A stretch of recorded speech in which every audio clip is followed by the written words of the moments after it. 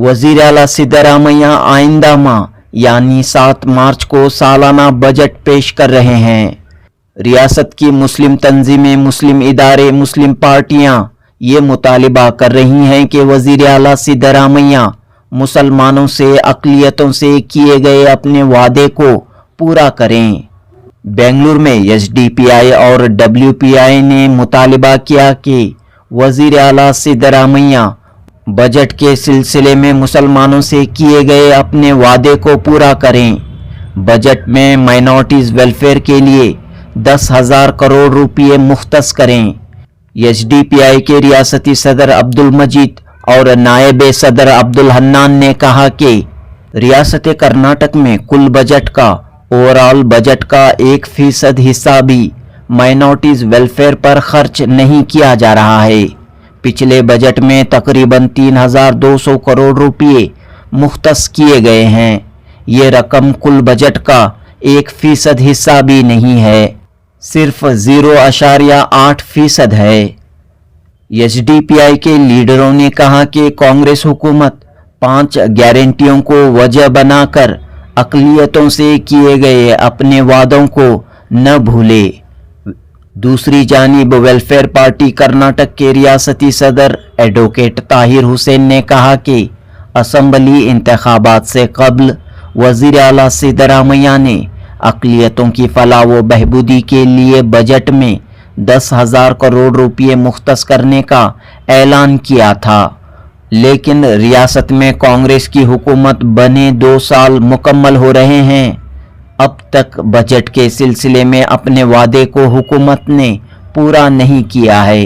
Advocate Tahir Hussain ने कहा कि कांग्रेस पार्टी के मुस्लिम लीडरों, अक़लियती नुमाइंदों की ये जिम्मेदारी है कि वो हुकूमत पर दबाव डालें कि आने वाले बजट में 10,000 करोड़ रुपये माइनॉरिटीज़ वेलफेयर के लिए मुख्तस किए जाएं। जनूबी हिंद न्यूज़ रिपोर्ट। और मेजर माइनॉरिटी बजट कर्नाटका में जो माइनॉरिटी जो पॉपुलेशन है, करीब करीब माइनॉरिटी पॉपुलेशन 1.25 करोड़ है, मुस्लिम पॉपुलेशन 1 करोड़ है, ऑलमोस्ट 17%। मगर लास्ट बजट में हम देखेंगे बजट एलोकेशन माइनॉरिटी के लिए के 0.8%, 1% भी नहीं, टोटल बजट में 0.8%, 1% भी नहीं दिया इतना बड़ा आबादी रहने वाले कम्युनिटी को। तो बार बार सिद्धरामैया साहब हर मीटिंग में, हर प्रोग्राम में, हर कैंपेन में बोलते हैं माइनॉरिटी के लिए मैं 10,000 करोड़ देता हूं। लास्ट टर्म में 3,000 करोड़ दिए, तो ये बार 10,000 करोड़ का हमारा डिमांड है। क्योंकि देखियो केएमडीसी जो है माइनॉरिटी डिपार्टमेंट में आता है, कर्नाटका माइनॉरिटी डेवलपमेंट कॉर्पोरेशन, इसमें जितना एप्लीकेशन अलग अलग प्रोग्राम में आता है वो एप्लीकेशन का 10% भी नहीं दे सक रहे लोग। वो टैक्सी प्रोग्राम होंगे, वो स्कॉलरशिप होंगे, दूसरा जितने भी लोन स्कीम है 10% भी नहीं दे, क्योंकि एप्लीकेशन ज्यादा है, बजट नहीं है। तो केएमडीसी के लिए 2,000 करोड़ का हम लोग को मांग करते हैं। दूसरा, माइनॉरिटी स्टूडेंट का जो पीएचडी का जो फेलोशिप है वो 10,000 से 35,000, 50,000 देने के लिए हमारा मांग है। और मास्टर डिग्री करने के लिए जो जाते हैं, मास्टर ग्रेजुएशन, मुस्लिम जो जाते हैं, माइनॉरिटी जाते हैं, ओनली 2% जाते हैं मास्टर ग्रेजुएशन के लिए। तो उनको एक हिम्मत अफजाई करने के लिए मंथली 20,000 का एक स्टाइपेंड अगर देंगे तो लोगों को इंटरेस्ट आएगा, ज्यादा लोग मास्टर्स करेंगे। ऐसा ही किसानों का सोशल वेलफेयर डिपार्टमेंट यानी SC/ST का अभी क्या हो रहा है, SC/ST का जो बजट जो है वो बजट 24.1% अलोकेशन करते हैं, मगर उसको क्या करते हैं, अलग अभी गारंटी स्कीम की यूज करते हैं। ऐसा नहीं चलना चाहिए। जितना अलोकेशन है वो प्योरली SC/ST का डेवलपमेंट के लिए यूज करना, ये भी हमारा मांग है। और तमाम डिपार्टमेंट में भी इसमें 100% खर्चा करने का भी काम कर रहे हैं। माइनॉरिटी डिपार्टमेंट में भी अभी out of 3,059 crore 2,079 crore release हुआ है। गवर्नमेंट से अभी 980 करोड़ रिलीज होना है अभी 4th क्वार्टर। उसमें जो ऑलरेडी रिलीज हुआ है उसमें 244 करोड़ अभी खर्चा करने के लिए बाकी है बोलकर पेपर में रिपोर्ट है। तो ये तमाम चीजों जो गवर्नमेंट को हम मांग करते हैं कि जो बजट अवाम के लिए जो अलोकेशन किया गया वो सही टाइम में खर्च करो और लोगों को उसका फायदा पहुंचे। और एक ये वक्फ बोर्ड में जो वक्फ बोर्ड के जरिए पेश इमाम और मौज़िन को जो तनख्वाहें सैलरीज दी जाती थी वो अमाउंट वही है जो 10 साल पहले। नहीं, हम लोग इसमें डाले हैं, मैंने आपको बारे में कुछ बता आप मैं वो बताने में मैं मिस कर लिया शायद। हमारे वक्फ का बारे में हम लोग लगे हैं तो जितने भी प्रॉपर्टीज है उसको सिक्योर करने के लिए, उसको पूरा बचाने के लिए 1000 करोड़ रुपीस रखना है, क्योंकि लास्ट टाइम ओनली 100 करोड़ दिए हैं। ये क्या होता है, फॉर एग्जांपल एक 5 एकर्स लैंड है, एक मस्जिद का समझो, एक कब्रिस्तान का समझो, वो लोग एक एप्लीकेशन डालते हैं कंपाउंड होना चाहिए। ये लोग क्या करते हैं, एक 5 लाख रिलीज करते हैं। 5 लाख में कितना आता है, वो प्रॉपर्टी का एक 20% आता है, बाकी का ऐसा ही जगह। तो इसलिए ये बार हम लोग 1000 करोड़ वक्फ को रिजर्व रखने के लिए इमाम्स को 15,000 रुपए महीना और मौज़न को 10,000 रुपए महीना ये देना है। और इमाम और मौज़न को जो हेल्थ कार्ड देना है, हेल्थ इंश्योरेंस कार्ड, 5 लाख तक का हेल्थ कार्ड देना है। ये स्पेशली हम लोग इसमें बताए। और बहुत सारे वक्फ का और दूसरा वक्फ का जितने भी आमदनी आता है, ऑलरेडी एक रूल है, उसका 30% अवाम के लिए खर्च करना है, वो होले कर नहीं है। तो ये बार वो स्ट्रेस किया है हम लोग की वजह से। वक्फ रिलेटेड अगर मैं बात करूं तो तकरीबन 40 करोड़ क्या बोलते हैं 40,000 प्रॉपर्टीज हैं जो वक्फ में रजिस्टर्ड है। 40,000 प्रॉपर्टीज, मस्जिद हो, दरगाह हो, इंस्टीट्यूशन हो, रजिस्टर्ड है। लेकिन ये 40,000 प्रॉपर्टीज को सेफगार्ड करने के लिए, डेवलप करने के लिए लास्ट टाइम कितना बजट किए? 100 करोड़। 100 करोड़। ट्रेजेडी है ये हमारी कौम की कि 95% वोट लेने वाली हमारी यह सरकार हमारे बारे में कितना सोच रही है। ये कौम को ऐसा कर दिया है कि इतना डरा दिया गया है कि कोई सवाल भी नहीं कर सकते। सवाल करने वाले को ऐसा समझा जाता है कि एंटी गवर्नमेंट है, एंटी कांग्रेस है या एंटी सिद्धरामैया है। ऐसा एक प्रोजेक्ट करके सबको खामोश कर दिया गया है। तकरीबन 10 जो एमएलए हैं हमारे बात ही नहीं कर रहे हैं। एक तरफ बजट रेडी हो रहा है, कभी एक मर्तबा बैठते, पहले मुस्लिम लेजिस्लेटिव काउंसिल बैठती थी अजीज शेख साहब के जमाने में, फौरन बैठते थे, इश्यूज होता था, मुत्तहिदा महाज इसके ऊपर थोड़ा बहुत काम करता था। लेकिन अब ऐसा हो गया है कोई बात नहीं करेगा। इसलिए बात नहीं कर रहे हैं कि उनके कुछ पर्सनल प्रॉफिट्स हैं, उनके कुछ पर्सनल फाइल्स हैं, उसके पीछे वो घूम रहे हैं। हर एक तंजीम, हर एक लीडर मैं देखा हूं, माइनॉरिटी डिपार्टमेंट में हो, वक्फ डिपार्टमेंट में हो या विधानसभा में हो, किसी मिनिस्टर के पीछे हो, अपना पर्सनल फाइल लेके, अपना पर्सनल इंस्टीट्यूशन का फाइल लेके घूम रहे। उसका काम कहीं गड़बड़ ना हो जाए, इसलिए ये इश्यूज पे वो नहीं आ रहे। इसी के साथ साथ मैं अगर बात करूं उर्दू एकेडमी की, उर्दू एकेडमी के लिए कितना बजट है? उर्दू के लिए बात करने वाले पहले कम से कम जो मिनिस्टर्स आते थे, सीएम क्या बोलते हैं, चीफ मिनिस्टर बनते थे नॉर्थ से, जो सी वो कम से कम अशार बोलते थे, कभी कभी उर्दू के बारे में बहुत बड़ी बड़ी बातें करते थे। धर्म सिंह की बात कर लीजिए आप, और फिर आप कांग्रेस के जो सीनियर मोस्ट प्रेसिडेंट हैं वो भी कभी कभी उर्दू शायरी कर लेते हैं, हमारे खरगे साहब। लेकिन अब वो माहौल ही खत्म हो गया। अब ऐसा हो गया है उर्दू में बात करना गुनाह है। ऐसा नहीं है। कर्नाटका की लार्जेस्ट सेकंड अगर कोई जबान है वो उर्दू है। ये उर्दू की हिफाजत के लिए आपके पास क्या पैकेज है? कभी कभी इसके बारे में ऐसा था, थोड़ा बहुत आता था, मुशायरे हो जाते थे, कभी हो जाता। क्या ये रस्मी कार्रवाइयों से ये कौम को लुभाया नहीं जा सकता? इसी तरीके से आप कर्नाटका मुस्लिम डेवलपमेंट फोरम कॉर्पोरेशन केएमडीसी का बजट कितना है? लास्ट टाइम एक स्कीम दिए थे टैक्सी के बारे में, हम टैक्सी देंगे, 3 लाख रुपीस का सब्सिडी देंगे बोलते। इतना प्रोपोगंडा किए, एक असेंबली से 200 एप्लीकेशंस आए, एक असेंबली को सिर्फ एक टैक्सी दिए हैं। आप ही बताओ, जो आदमी कम से कम खामोश है उसे खाने की दावत देके आप दस्तर बिछा दें, फिर 3-3 घंटे 4-4 घंटे उसको इंतजार कराएं, भूखे के साथ मजाक है। तो ये मजाक खत्म करना है।